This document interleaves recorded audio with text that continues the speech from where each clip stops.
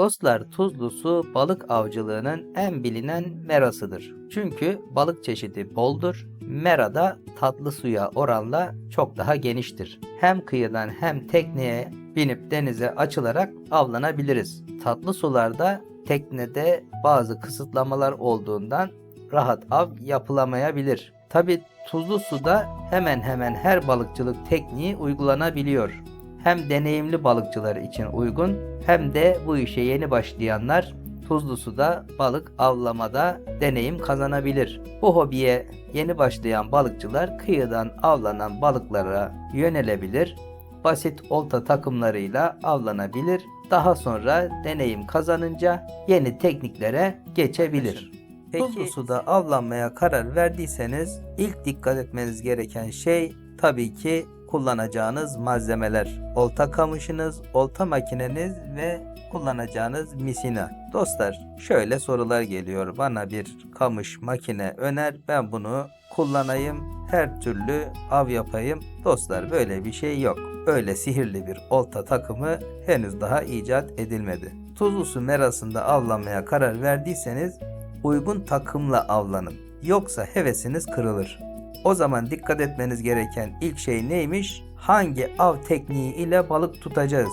Buna karar verin. Her teknik için birbirinden farklı olta takımları mevcut. Size en uygununu satın alın.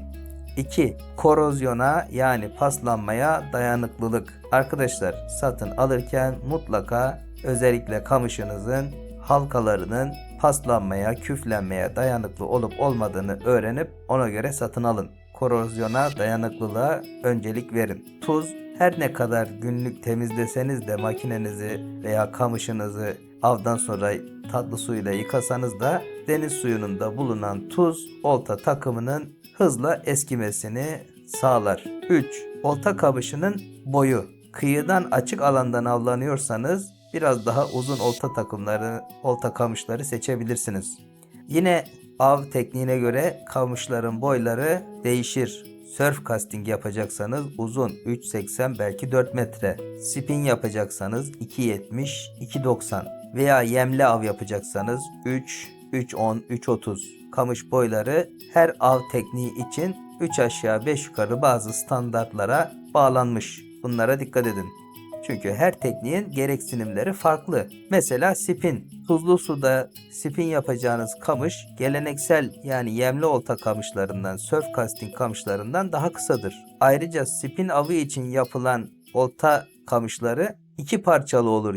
Teleskobik tercih edilmez. Büyük balıklar için tasarlanmış olduğu için esneklikleri de ona göre ayarlanmıştır. Ağır sahteler kullanıyorsanız atar değerleri uygun olan kamış seçmeniz gerekiyor.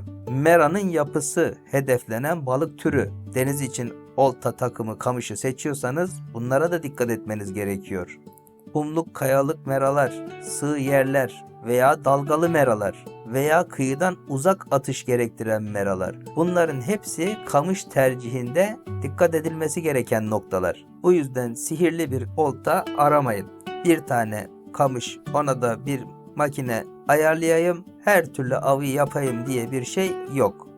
Peki sizler hangi olta kamışlarını tercih ediyorsunuz? Marka bağımlılığı var mı mesela? Ben illaki bu kamışlardan kullanacağım gibi bir durum varsa yorumlarda bizlerle paylaşın. Gelelim olta makinesi seçimine. Arkadaşlar, tuzlu suda korozyon yani paslanma olta makinelerinde olta kamışlarından çok daha büyük bir sorun. Her ne kadar ben temizliyorum, avdan sonra tatlı suyla makineyi güzelce siliyorum deseniz de bir süre sonra özellikle olta misinasından, ipinden taşınan ince partiküller nedeniyle makinemiz paslanır ve çabucak bozulur. Bu yüzden korozyona dayanıklı olup olmadığını öğrenip satın aldığımız kamışların periyodik bakımlarını mutlaka yaptıralım. Böylece makineniz hem daha uzun ömürlü olur hem de av yaparken kilitlenme, takılma gibi olasılıklar azalır. Tabi makine seçimi aynı kamışta olduğu gibi tekniğe bağlı olarak farklılık gösterir. İlk başta balıkçılar tuzlu suda olta makinesi satın alırken hangi makineye alacağını bir şöyle düşünmelidir. özellikle yeni başladıysanız olta makinesinin özellikleri konusunda birkaç bilgiye sahip olmanız lazım. Mesela büyüklükleri, kafa yapısı, 3000'lik ne demek, 4000'lik ne demek? Hızları, hızlı sarım, yavaş sarım. Bunları göz önünde bulundurmanız gerek. Ayrıca drag gücüne de dikkat etmeniz lazım. Kaç kilo çekerli? 3 kilo, 5 kilo, 10 kilo. Bunlara dediğim gibi denizde kullanacağınız olta makinesi, tekniğe ve tabii ki aldığınız olta kamışına uygun bir şekilde satın alınmalı. Mesela spin avı ve LRF avı için hassas makineler tercih ediliyor.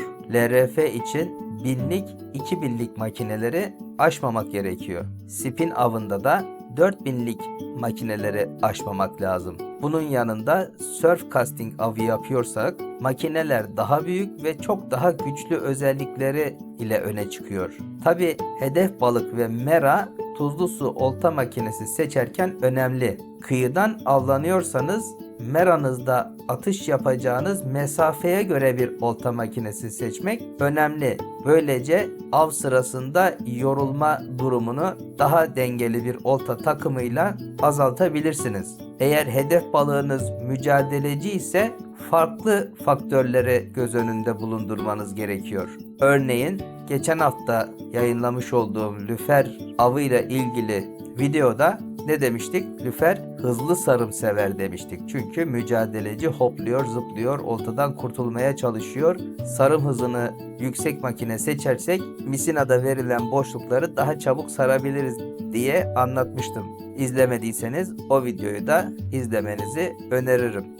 Peki sizler denizde hangi makineyi tercih ediyorsunuz? Yorumlarda paylaşın. Yeni başlayan dostlarımıza faydalı olsun. Gelelim tuzlu suda misine seçimine. Arkadaşlar, oltamızın misinesi vücudumuzdaki kaslara benzer. Yanlış misina seçerseniz istediğiniz kadar yüksek kaliteli, pahalı makine ve kamış seçin. Avınızın tamamını riske atarsınız. Denizde avlanırken iki misina seçeneğimiz var. İp misina ve naylon misina. Her birinin avantajı var, dezavantajı var. Bunlarla ilgili videolarımı kanalımda bulabilirsiniz. Şöyle basit birkaç konuya değinelim. Örneğin naylon misinalar ip misinalara göre görünürlük bakımından avantajlıdır. Ama bunu iplerin önüne lider olarak florokarbon misina kullanarak bertaraf edebiliriz. İpin görünürlüğünü azaltabiliriz.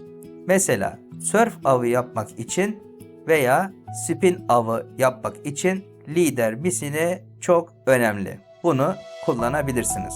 Aslına bakarsanız ip misinalar naylon misinalara göre daha az karışır. Ama ben ipi çok karıştırıyorum diyen dostları da duyar gibiyim. Bu tecrübesizlikten ya da birkaç noktaya dikkat etmemekten olabilir. Mesela ipi çok fazla sarmak, aldığınız makineye uygun olmayan kalınlıkta ip sarmak. Bunların hepsi karışmayı tetikler. Bunlara dikkat edebilirsiniz. Ayrıca avlayacağınız hedef balıklar. Bunlar için de misina seçimi çok önemli. Mesela melanur avlamak istiyorsunuz. Mesela levrek avlamak istiyorsunuz. Burada görünürlüğünün az olması artı incelik kalınlık devreye giriyor. İnce misina kullanırsınız melanur avında mesela. Esneme payı, çeker gücü, yine tuza dayanıklı olup olmaması, bunların hepsi dikkat edilmesi gereken özellikler. Misina konusunda kanalımda videolar bulabilirsiniz. Gerek ip misina gerekse naylon misinalar hakkında güzel videolarım mevcut. Bunlara da bir bakın derim ben. Peki sizler ne tür misina kullanıyorsunuz?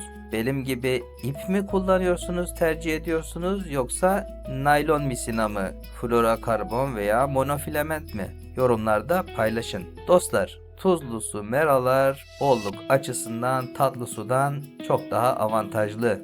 Tuzlu su meraları geniş, balık türleri fazla. Ülkemizin de üç tarafı denizlerle çevrili. Her ne kadar bilinçsiz avlanma popülasyonu azaltsa da çok çeşitli deniz türleri var ülkemizde.